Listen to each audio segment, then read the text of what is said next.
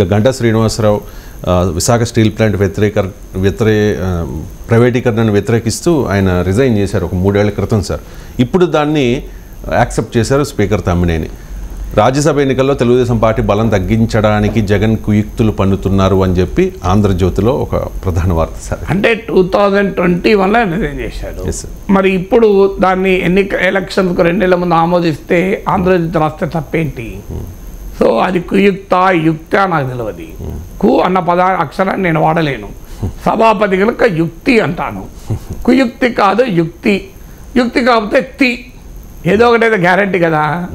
లేకపోతే 2 ఏళ్ల కింద చేసిన రాజీనామాను ఇప్పుడు ఎందుకు ఆమోదించినట్లు?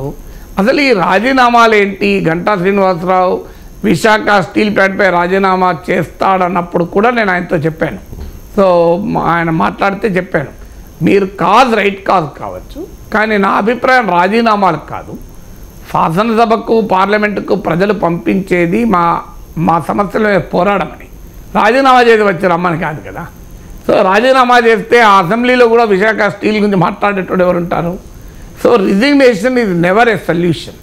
తర్వాత పోనీ ఇప్పుడు రాజీనామా చేస్తారు ప్రైవేటీకరణ వ్యతిరేకంగా, రేపు మళ్ళీ పోటీ చేయరా? ఎందుకంటే మళ్ళీ పోటీ ఎదుకెళ్తే లాభం ప్రైవేటీకరణ ఇంకా ఉంది కదా ఇష్యూ. సో విశాఖ ప్రైవేటీకరణకు వ్యతిరేకంగా ఎన్నికల్లో నుంచే గంటా వెళ్ళగలడా? అందువల్ల ఎప్పుడు కూడా రాజీనామాలు చేయడం అనేది అది ప్రజలకు ఉపయోగపడేది కాదు. సభలో ఉండి సభలో కొట్లాడాలి.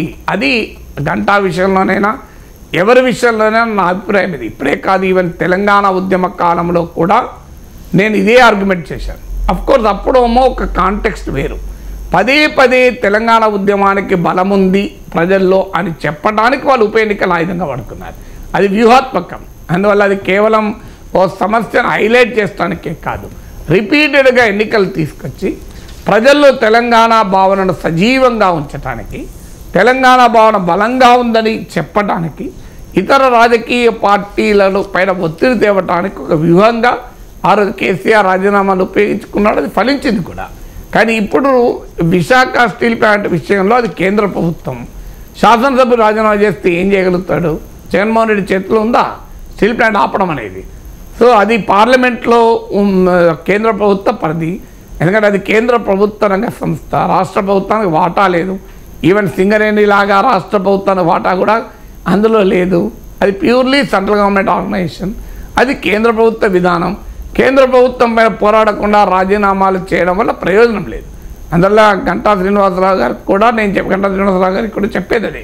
కానీ ఇప్పుడు ఆయన రాజీనామా ఎందుకు ఆమోదించారంటే ఖచ్చితంగా అందులో యుక్తి. రాజ్యసభ ఎన్నికల కొరకు వారే కాదు, ఇప్పుడు ఈ పార్టీ నుంచి ఆ పార్టీకి, ఆ పార్టీ నుంచి ఈ పార్టీకి వచ్చిన ఎమ్మెల్యేలు ఉన్నారు, వారికి కూడా నోటీసులు ఇచ్చారని చెప్పి చదివాను ఇక్కడ. సో మరి వాళ్ళకి నోటీసులు ఇస్తే ఇప్పుడు వాళ్ళందరినీ కూడా మరి డిస్క్వాలిఫై చేస్తారా? ఇప్పుడు ఆళ్ళ రామకృష్ణారెడ్డి, కోటంరెడ్డి శ్రీధర్ రెడ్డి, ఉండవల్లి శ్రీదేవి, ఆనం రామనారాయణ రెడ్డి, మేకపాటి చంద్రశేఖర్ రెడ్డి, వీళ్ళందరినీ కూడా డిస్క్వాలిఫై చేస్తే వైసీపీ బలం తగ్గుతుంది. అలాగే టీడీపీ నుంచి ఇటు వైసీపీకి లాభం అవుతుంది. వల్లభనేని వంశీ, వాసుపల్లి గణేష్, కర్ణం బలరాం, మద్దాలి గిరిధర్, వీళ్ళు 4 ఉన్నారు, వాళ్ళు 5 ఉన్నారు. అంటే ఇప్పుడు ఆ వైసీపీ నుంచి వెళ్ళిపోయిన వాళ్ళని డిస్క్వాలిఫై చేస్తే వైసీపీకి లాభం. మరి టీడీపీ నుంచి ఇటు వచ్చిన వాళ్ళని డిస్క్వాలిఫై చేస్తే వైసీపీ నష్టం. అంటే 5 - 4 అయితే ఒకటి లాభం. మరి ఒకటి లాభం కొరకు ఏమైనా చేస్తారో తెలియదు. ఇప్పుడు 9 మంది డిస్క్వాలిఫై చేశారు అనుకోండి. సో 5 స్ట్రెంత్ వైసీపీకి బెనిఫిట్ అవుతుంది, 4 నష్టపోతారు. ఎందుకంటే టీడీపీ నుంచి వచ్చిన వాళ్ళు వీళ్ళకి రాజ్యసభ ఎన్నికలు ఓటేస్తారు కదా. సో ఇప్పుడు 5 వేయరు, 4 వేస్తారు. సో అందువల్ల 9 మంది డిస్క్వాలిఫై చేస్తే అదనంగా ఒక ఓటు వస్తుంది. అంటే స్పీకర్ ఒక నోటీస్ ఇచ్చిన నోటీసులో పార్టీ మారడానికి కారణం ఏంటో లిఖితపూర్వకంగా వివరణ ఇస్తే తర్వాత నిర్ణయం తీసుకుంటారు అని. అసలు ఈ ప్రక్రియ ఒక ప్రహసనం. అంటే ఏకపక్షంగా నిర్ణయం ఉంటుంది? ఏకపక్షమే ఉన్నది, ఇలా ఒకే పక్షం కదా ఉన్నది. వాటి యాంటీ డిఫెక్షన్లో ఏం చెప్తోంది? పార్టీకి రాజీనామా కూడా చేయాల్సిన అవసరం లేదు. యాంటీ డిఫెక్షన్లో if elected MLA voluntarily gives up his membership అని ఉంది. అంటే ఈవెన్ రాజీనామా కూడా అవసరం లేదు. స్వచ్ఛందంగా రాజీనామా వాళ్ళ సభ్యత్వాన్ని వదులుకుంటే, దాని మీద సుప్రీంకోర్టు తీర్పులు ఉన్నాయి.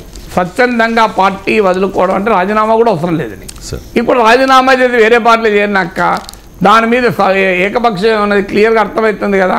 11 గంటలకు నోటీస్ ఇవ్వచ్చు, 12 గంటలకు డిస్క్వాలిఫై చేయాలి. న్యాయంగా అయితే ఆటోమేటికల్లీ స్టాండ్ డిస్క్వాలిఫైడ్ ఉండాలి. ఒక పార్టీ నుంచి మరో పార్టీకి ఫిరాయించిన మరుక్షణం ఇక స్పీకర్ నిర్ణయంతో ప్రమేయం లేకుండా దే షుడ్ స్టాండ్ డిస్క్వాలిఫైడ్. కానీ అలా లేకుండా దీన్ని ఒక ప్రహసనంగా మార్చారు. ఇలా అవసరాలకు అనుగుణంగా వాడుకుంటారు.